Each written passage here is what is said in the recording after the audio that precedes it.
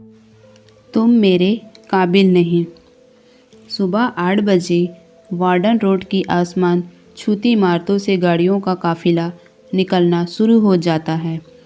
सुरभि की पूरी कोशिश रहती है 8 बजने से पहले वो हाजी अली वाली क्रॉसिंग पार कर ले, वरना ऑफिस पहुंचने में देर हो जाती है।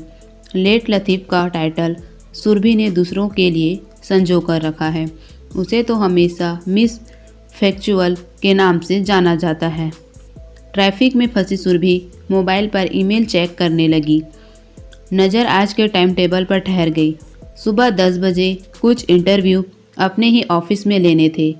12 बजे मिनिस्ट्री में मंत्री जी से मीटिंग। फिर शाम 4 बजे सेक्रेटरी के कैबिन में कुछ विदेशी पत्रकारों के साथ बैठक। इसके अलावा मंथ एंड के लिए अफरा तफरी अलग, उसने मोबाइल अलग रखा और ग्रीन लाइट सिग्नल का इंतज़ार करने लगी। मन पुरानी यादों में खोने लगा। सुपर जॉब सुरभि जी, सुबह की कच्ची धूप ही काफ़ी होती है उजाले के लिए, पर आपने तो पूरा सूरज ही उतार दिया। प्रियांशु का कमेंट था सुरभि के लिए, मतलब मॉर्निंग न्यूज में ह्यूमन लिव पर आपका आर्टिकल पढ़ा। भाई वाह, आप जितनी अच्छी ऑफिसर हैं उतनी ही अच्छी राइटर भी हैं। थैंक्स। आपके ही ऑफिस में डिप्टी मैनेजर की पोस्ट पर 2 दिन पहले ज्वाइन किया है। आपसे कभी मिला तो नहीं, लेकिन आपको मैं बहुत पहले से जानता हूँ। वो कैसे? किसी बड़े ऑफिसर की सुगंध तो उसके पहुँचने से पहले ही पहुँच जाती है। इतना कहकर वो धीरे से हंस दिया। दोनों की मुलाकात भी कम रोमांचक नहीं थी। सुरभि पहली बार प्रियांशु से ग्लोबल कॉन्फ्रेंस में जनरल मैनेजर के तौर पर मिली थी। उस वक्त प्रियांशु अपने एक क्लाइंट से बात कर रहा था। अपना परिचय देते हुए बोला, मेरा नाम प्रियांशु है। अपने बॉस से मैंने आपकी बहुत तारीफ सुनी है। क्या सच में आपका काम इतना लाजवाब है? प्रियांशु का शरारती अंदाज सुरभि को भा गया। 1-2 दिन बाद प्रियांशु ने सुरभि को पहली बार टेक्स्ट मैसेज किया और काफ़ी पर मिलने की गुजारिश की। जवाब में सुरभि ने हाँ कहा। फिर तो कॉफ़ी पर मिलने का सिलसिला चल पड़ा। धीरे धीरे दोनों मूवी डिनर पर भी मिलने लगे। पहली बार जब बिल देने की बात आई तो दोनों अड़ पड़े। आखिर समझौता डच पेंट पर हुआ। फिर प्रियांशु ने सुरभि को अपनी क्रेटा कार में साथ चलने का आग्रह किया तो सुरभि को थोड़ी सी उलझन हुई। उसने कहा, सॉरी, मेरी कार सामने ही खड़ी है। प्रियांशु ने उसकी उलझन को सुलझाते हुए कहा, उसे बाद में मंगवा लेंगे। हमारी मंजिल एक है, मंसूबे भी एक ही होंगे। मुझे भी 1 BHK फ्लैट नवभारत सोसाइटी में ही अलॉट हुआ है।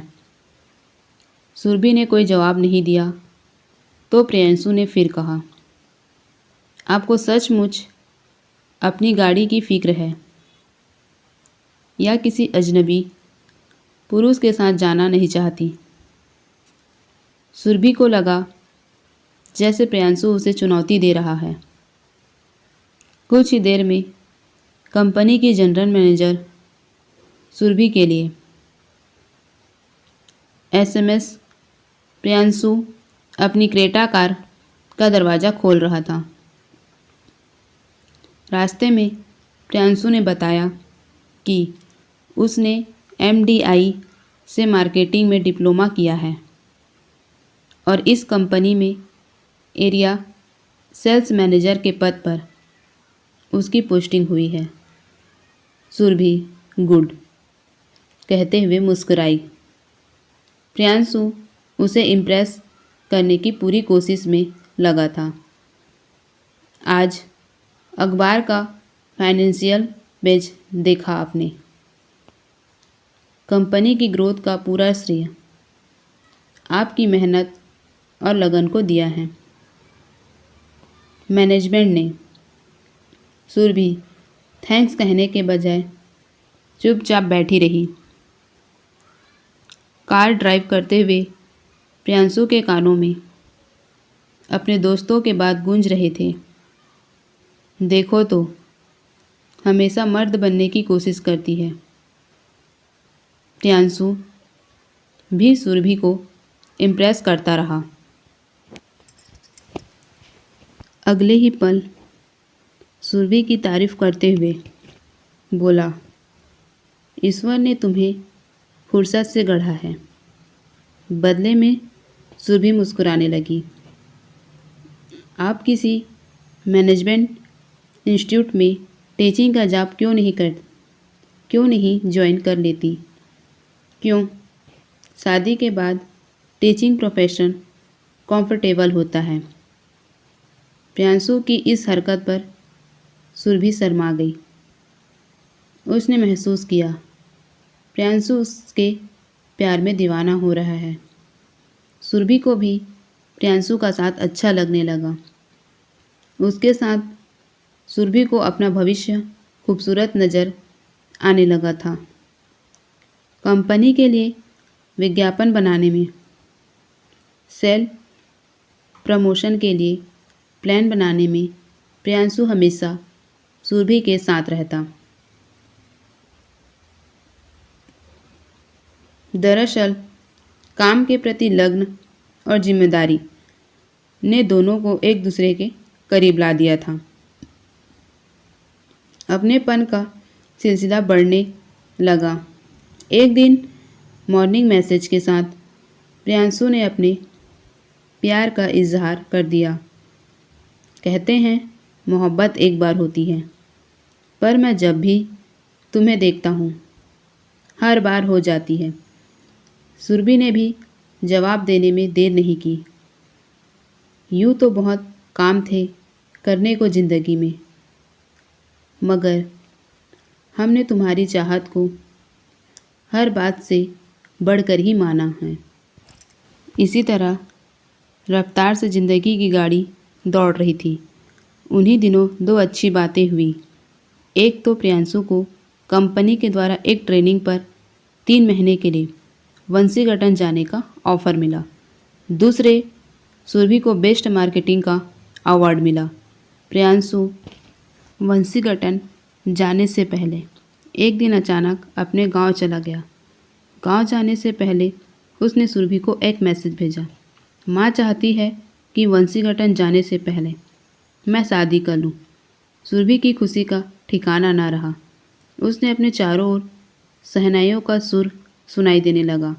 लाल साड़ी में लिपटी सप्तपदी का अनुकरण करती प्रियांशु का हाथ पकड़े अपनी तस्वीर आँखों के सामने दिखाई देने लगी।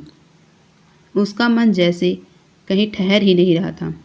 गांव पहुंचने के बाद प्रियांशु ने सुरभि को ना कोई फ़ोन किया, ना ही कोई मैसेज ही भेजा। सुरभि को अकेलापन बुरी तरह सहलाने लगा था। वो बार बार अपना फ़ोन चेक करती। प्रियांशु का कोई मैसेज नहीं दिखता तो परेशान हो जाती। उसने खुद भी कई बार प्रियांशु को फ़ोन किया, लेकिन हर बार phone busy, out of coverage area का मैसेज ही मिलता। लगभग 2 हफ्ते बाद प्रियांशु एक लड़की के साथ दरवाजे पर खड़ा था। हाथों में चूड़ियाँ, मांग में सिंदूर, माथे पर सुहाग चिन्ह। कहाँ थे इतने दिन? ये कौन है? तुम्हारे रिश्तेदार? या सुरभि का धीरज जवाब दे रहा था। ये है शालिनी, मेरी माँ की पसंद। खाना बनाने से लेकर घर का हर काम कुशलता से करती है। घर में ही रहेगी। फिर कुछ रुककर प्रियांशु फिर से बोला, हम दोनों गर्लफ्रेंड और बॉयफ्रेंड की तरह रहते रहेंगे। तुम्हारे और मेरे फ्लैट में सिर्फ एक फ्लोर का ही तो अंतर है। और सबसे बड़ी बात, हमारा काम भी एक ही है। तो क्या प्रियांशु अपने गांव शादी करने गया था? लेकिन सुरभि ने तो ऐसा नहीं सोचा था। वो तो यही सोच रही थी कि प्रियांशु उसी के साथ शादी करना चाहता है। खाना बना देगी, घर की देखभाल करेगी और घर में ही रहेगी। उसके मन में कई सवाल उठने लगे। वो समझ गई थी प्रियांशु उसे अपनी मिस्ट्रेट बनाकर रखना चाहता है। अचानक सुरभि खड़ी हो गई और चीख कर बोली, प्रियांशु, हमारा काम एक हो सकता है लेकिन व्यक्तित्व एक नहीं हो सकता। मैं समझ गई, तुम्हारे जैसे पुरुष बुद्धिमान महिला से अफेयर तो करना चाहते हैं, लेकिन जब शादी की बात आती है तो तुम्हारा ईगो आकाश की बुलंदियों को छूने वाली महिला को बर्दाश्त नहीं कर सकता। लेकिन एक बात मैं भी कहना चाहूँगी, आकाश की बुलंदियों को छूने वाली महिलाएं भी अच्छी होम मेकर बन सकती हैं। सुरभि की तंद्रा भंग हो गई। अब तक सिग्नल की लाइट भी ग्रीन हो गई थी। उसने एक्सीलेटर को छोड़कर अपनी गाड़ी ऑफिस की सड़क पर मोड़ दी। यह कहानी आपको कैसी लगी प्लीज़ कमेंट करके बताना ना भूलें। इसी तरह की अच्छी अच्छी प्यारी प्यारी कहानी सुनने के लिए हमारे चैनल को लाइक करें, शेयर करें, सब्सक्राइब करें। पूरी वीडियो देखने के लिए धन्यवाद।